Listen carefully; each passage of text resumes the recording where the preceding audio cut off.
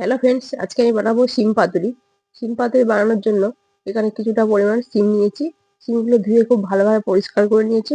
এখন কড়াইতে তেল গরম করে শিমগুলো দিয়ে দেবো। শিমগুলো খুব ভালোভাবে ভেজে নেব। সবগুলো শিম দিয়ে একটু লবণ ও হলুদ দিয়ে ভালো করে ভেজে নেব।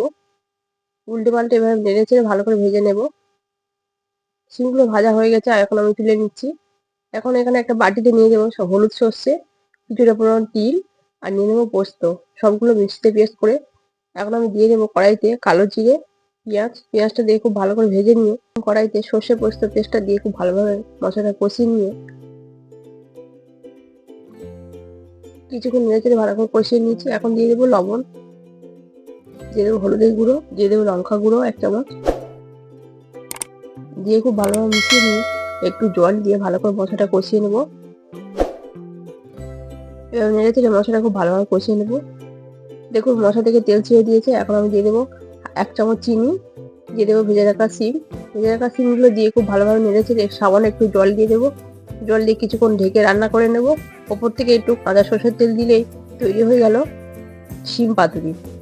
বন্ধুরা, ভিডিওটি ভালো লাগলে লাইক সাবস্ক্রাইব করে পাশে থাকবেন। আপনারা বাড়িতে এইভাবে ট্রাই করবেন।